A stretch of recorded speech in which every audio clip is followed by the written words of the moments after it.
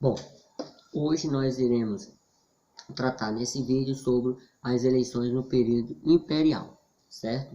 No vídeo anterior a gente falou sobre as eleições no período colonial.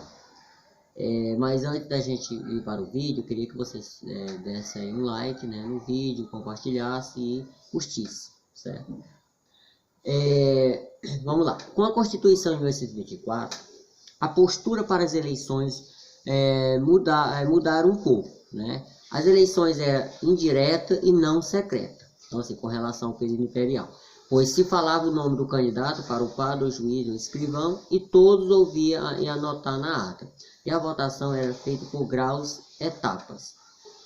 A Constituição de 1824 foi imposta, ou seja, otorgada pelo imperador Dom Pedro I ao povo, né? Ou seja, de cima para baixo. Quando dissolveu a primeira proposta de Constituição elaborada pelos constituintes, os senadores e deputados, em 1823, chamada de Constituição da Mandioca, pois para se votar e ser votado, se exigia uma certa quantidade de alqueire de mandioca, coisa que poucos senhores tinham, né, naquela época. Então era muita coisa. Além disso, no teor da primeira versão da Constituição de 1923, defendia o liberalismo político e econômico, limitação do poder do imperador e entre outros, e isso não agradou ao Dom Pedro I. Nessa ocasião, Dom Pedro invadiu, entrou na Assembleia, da tal Assembleia Constituinte, e mandou que todos os deputados se retirassem, mas os deputados, desobedecendo, não saíram e permaneceram a noite toda. Assim, o imperador, de forma autoritária, mandou, né, os militares, os soldados da cavalaria, prender os deputados. Essa noite ficou conhecida como a Noite da Agonia, né, 12 de novembro de 1823. E que assim mandou fechar a Assembleia Constituinte e prender os responsáveis, né, pela Constituição, sendo muito autoritário, né? Foi muito autoritário aí. Criou em 1824 uma Constituição com 4 poderes: legislativo, executivo, judiciário e moderador. Este último, em sua pessoa, né, tem o poder absoluto. Foi motivo de muita revolta, né, e contrariedade dos constituintes, senhores, revolta, né, e tudo, de senhores deputados. Com esse fato, o imperador perdeu seu primeiro apoio, né, e popularidade, que culminou com a sua volta para Portugal em 7 de abril de 1831. E com isso também, né, causou, né, também com esse desgaste ficou conhecido como a Confederação do Equador, que isso poderemos ser tratado em outro vídeo. Só tratando um pouco aqui, que a economia naquele período, aqui na região do Coreú, por exemplo, era baseada no cultivo principalmente de algodão, né, da mandioca, do milho, do feijão, mas também tinha a criação de gado, criação de caprinos, bovinos, não, de equinos, suínos, né, e aves.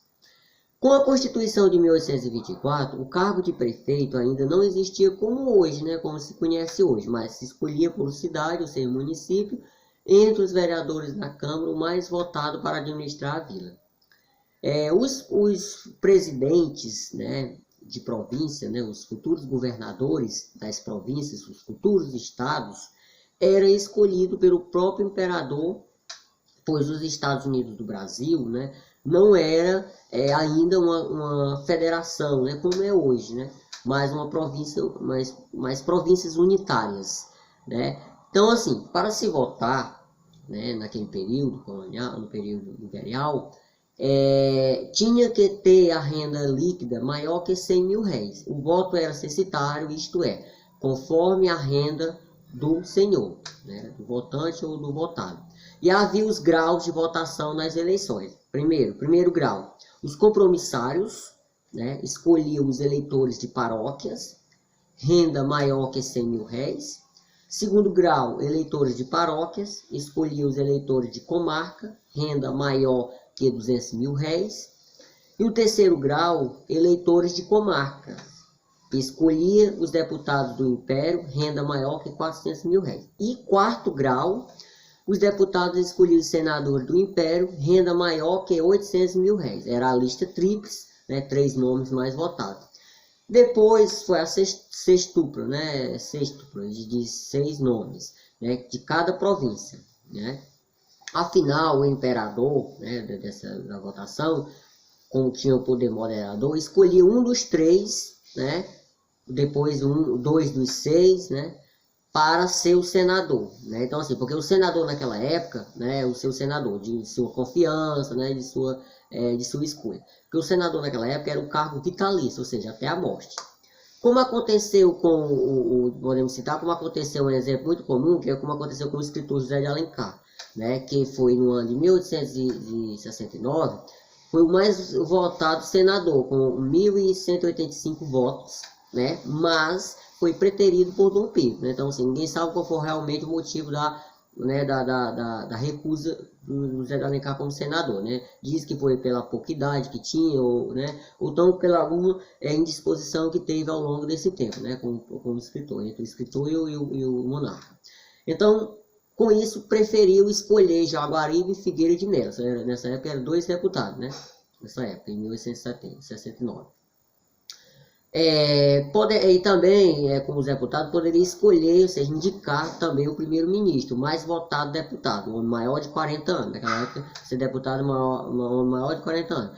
A eleição das paróquias, realizada pelos vereadores, padres, juízes, né, na igreja, geralmente era depois das missas, né? Então, assim, essas eleições de paróquia. Quem votava eram os homens bons, né, os escolhidos, nobres, maiores de 21 anos, branco, católico, fazendeiro, proprietário de terra e de escravo. Se excluía pequenos oficiais mecânicos, né, e também mulheres, negros, pessoas de outras religiões. O voto não era secreto e nem direto. Então escolhia vereadores naquela época, juízes, inspetores, né. Em 1846 houve mais uma pequena mudança no sistema de votação nas vilas.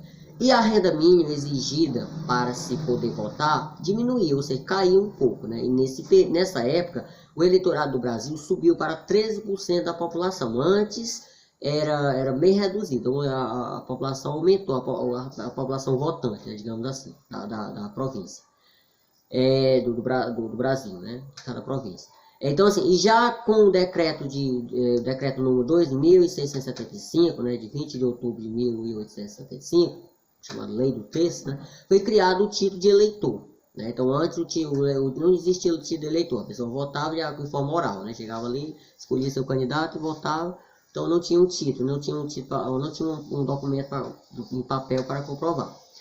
Em 1881, com a primeira reforma eleitoral do parlamento, o sistema eleitoral, né, assim,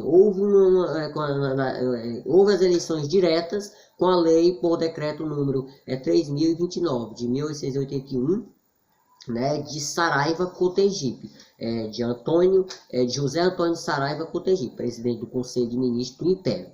Nesse tempo, houve alistamento eleitoral, né, renda por documento, né, e não mais apenas aquele censitado, diretamente de forma totalmente oral, tinha um documento para comprovar. Também as eleições saíram do poder das paróquias, quando foi criada a justiça eleitoral, né, e aí um título eleitoral também em papel, né. Mas, em compensação a essas mudanças e avanços, também foi vetado, né, foi vetado o voto dos analfabetos. Antes os analfabetos podiam votar, desde que comprovassem uma determinada renda. Agora, né, não podia mais votar. E como naquele período o Brasil já havia muitos negros livres e alforriados, foi assim vetado o voto para negros e pobres. Então, assim, e o voto assim ficou novamente restrito a 1%, a 1,5% da população.